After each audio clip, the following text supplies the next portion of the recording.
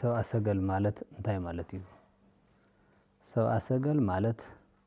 ጠቢባን ጥበበኛታት ሰባት እዮም። እዞም ጥበበኛታት ሰባት ዓዶም ማእኸላይ ምብራቕ ኤስያ። ስለዚ ካብ ማእኸላይ ምብራቕ ኤስያ 12 ነገስታት ምስ ሰራዊቶም ከምዚ ዝበለ ህፃን እያ ተወሊዱ ኢሎም ናብ እስራኤል ክመፁ እቶም 9 ኣይተሳካዐሎምን። እቶም 3 ግን 30,000 ወታደራት ሒዞም ዓጀብቶም ሒዞም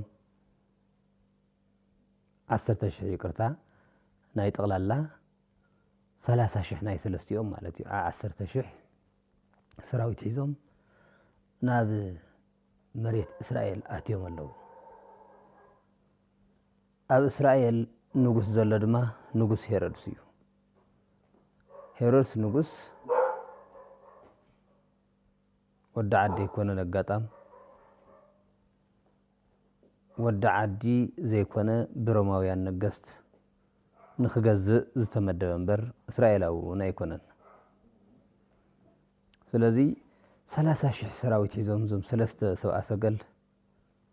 ነገስታት ለባማት ጥበበኛታት ማለት ለባማት ሰባት ማለት እዩ።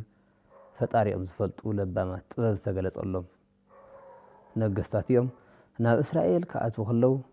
30,000 ዝኣክል ሰራዊት ኣብቲ ቦታ ኣዕለቕሊቑ ንጉስ ሄሮድስ ነዚ ምስ ረአየ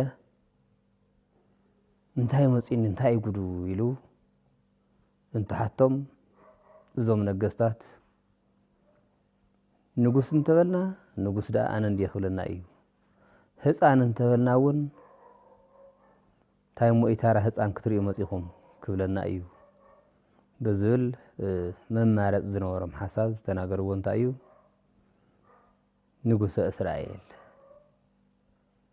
ንጉሰ እስራኤል ህፃን ክንርኢ መፂና ኢሎም መለስሉ። ድሕሪዚ ሄሮድስ ተደናጊፁ መቸም ንግስነት ንጉስ ኣነ ደይኮንኩን እየ ብምባል ተደናጊፁ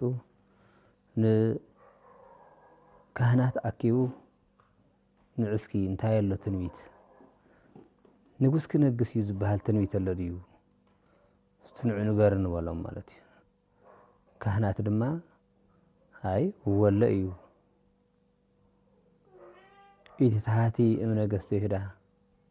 እስመ እምኔኪ ይወፅእ ንጉስ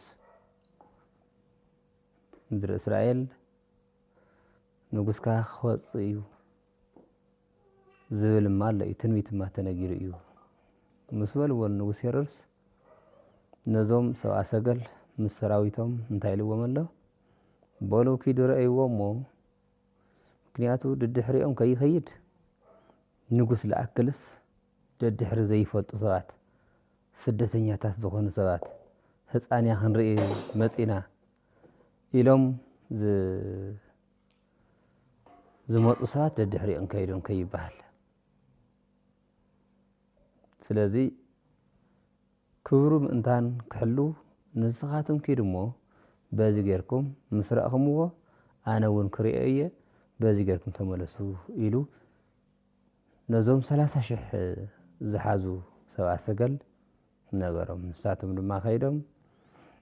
ነዚ ህፃን ረኸብዎ ኣመሃ ድማ ኣቕረብሉ ዓይነት ተመሃ እንታይ እዩ ዝብል ወርቂ፣ ዕጣን፣ ከርቤ ኣቕረብሉ። ድሕሪዚ እዞም ነገስታት ነዚ ህፃን ሰጊዶም ዝተገለፀሎም ሰባት እዮም። ኣብ ምድሪ እስራኤል ኮይኑ ሄሮድስ ንርጉም ሰብ ኣይግለፀሉን መቸስ ንርጉም ሰብ ዝግለፀሉ ሰይጣን እምበር መልኣክ እውን ኣይግለፀሉን እዩ። ስለዚ በዚኣ ተመለስኒ ስለ ዝበሎም ክምለሱ እንትሓስቡ መልኣክ እግዚኣብሔር ኣይ እቲ ተመለሱ ኢልኩም ዘሎ ሰብ ቀታሊ ናይዚ ህፃን ክቐትል ዝደሊ ስለ ዝኾነ ንስኻቶም ብኡ ኣይኮንኩም እንትኸዱ ኢሉ ቦታ ቀይሩ መልኣክ እግዚኣብሔር ነገሮም። ቦታ ቀይሮም ድማ ኸዱ። ዕለ 2 ዓመት ወዲኡሎም ዝነበረ መንገዲ ድማ በ40 መዓልቲ ዓዶም ኣተዉ። መቸም መንገዲ ዝተባረኸ መንገዲ እንተኮይኑ ቀልጢፍካ ኢኻ ትኣትዎ بملائكة زمرح እንኳን ዶ بملائكة زمرح መንገዲ ብዝፈልጥ ብወዲ ዓዲ መንገዲ ብወዲ ዓዲ እውን ይበሃል ዘይፈልጥዎ ስለ ዝኾኑ ንሳቶም ካብ ማእከላይ ምብራቅ ኤስያ ልዕሊ 2 ዓመት ዝወሰደሎም መንገዲ መልአክ እግዚአብሔር ምስ መርሐም ድማ 40 መዓልቲ ይወስድሎም ማለት እዩ ስለዚ ንጉስ ሄሮድስ ድማ ኣታሊሎምኒ ብዙይ ዘይምምላሶም ኢሉ ተቆጢዑ ዘለው ህፃናት ኣብ ዝዓዲ ንኽረኽቦም ማለት እዩ ህፃናት ጠቕላላ ዘለው ኣብ ዝዓዲ ትሕቲ 2 ዓመት ምክንያቱ ካብ ዝውለድ 2 ዓመት ገይሩ ኣሎ ንሳቶም ድማ ምስ ተወለደ ኣትሒዞም ጉዕዞ ዝጀመሩ እዮም 2 ዓመት ኣብ 2 ዓመት እዮም ኣትየሞ ዘለው እቲ ቦታ ስለዚ እዚ ህፃን ክልተን ትሕቲኡን እዩ ዘሎ ስለዚ ክረኽቦ እየ ኩሎም ህፃናት ቅተልዎም እንድሕር ዳ ኢለ ኣብኡ ክመውት እዩ ኢሉ ብምሕሳብ ትሕቲ 2 ዓመት ዘለው ህፃናት ቅተሉ ኢሉ ኣዘዘ ማለት እዩ መቸም ሄሮድስ ጨካን ስለ ዝኾነ 144,000 ህፃናት ድማ ኣህለቐ ክቅተሉ ገበረ ሄሮድስ ርጉም ኣርቤ ሰማይ ሄሮድስ ኣርቤ ሰማይ እዩ ዝብሎ ኣርቤ እዩ ሰብ እዩ ተፈጢሩ እምበር ኣርቤ ስለ ዝነበረ ጨካኝ ባህሪ ስለ ዝነበሮ 144,000 ህፃናት ድማ ኣህለቐ ንመን ንኽርከብ እዩ ንጎይታና ንመድሓኒና ንኢየሱስ ክርስቶስ ህፃን እናሃለወ ክመውት ተባሂሉ ብምሕሳብ እዩ ድሕሪዚ እዚ ህፃን እዚ ንኸይመውት ድማ እመቤታችን ቅድስት ድንግል ማርያም ምስ ዮሴፍ ኮይና ሰሎሜ ቅድስት እውን ምስኣ ኮይና ናብ ምድረ ግብፂ ሃደሙ ህፃን ሒዛ ሃደመት መልአክ እግዚአብሔር ንዮሴፍ ተልዓል እዚ ህፃን ሒዝካ ምስ ንኡ ሒዝካ ናብ ምድረ ግብፂ ሂድ ኢሉ ኣዘዘሞ ናብ መሬት ግብፂ ድማ ሃደመ ናብ ግብፂ ምስ ሃደመ ን3 ዓመትን 6 ወርሕን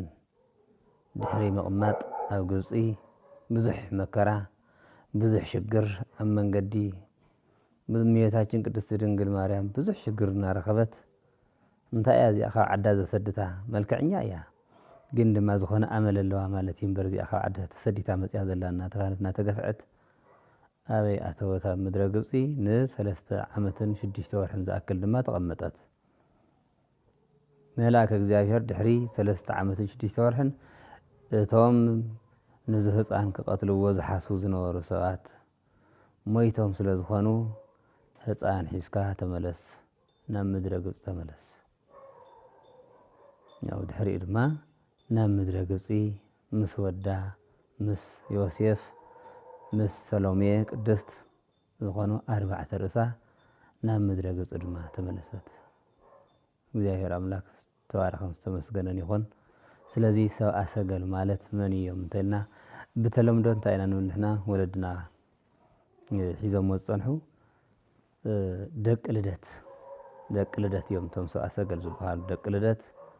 እንታይ እዮም ጎይታና መድሓኒና ኢየሱስ ክርስቶስ ብምውላዱ ናብ ቤተ ክርስቲያን መጀመርያ ከይዶም ይስዕሙ እዮም ድሕሪኡ ድማ ገዛ ገዛ እውን የብስራት እዩ ክርስቶስ ተወልደ ኢልካ የብስራት ንምግላፅ እዩ እሞ ስለዚ ሰብአ ሰገል ማለት ዝተገለፀሎም ጎይታ መድሓኒ ዓለም ናይዚ ዓለም እዚኣ መድሓኒት ዝኾነ ክርስቶስ ተወሊዱ ምዃኑ ዝተገለፀሎም ነገስታት ኮይኖም 30,000 ሰራዊት ሒዞም ንጎይታና ዝጎብነዩ እዮም ማለት እዩ እና እግዚአብሔር ኣምላክ ብልደቱ ክርስቶስ ተወልደ ኣብዚ ዕለት እዚ እንታይ እዩ ተወሊዱ ዘሎ ክርስቶስ ተወሊዱ ማለት መድሓኒት ተወሊዱ ሰላም ተወሊዱ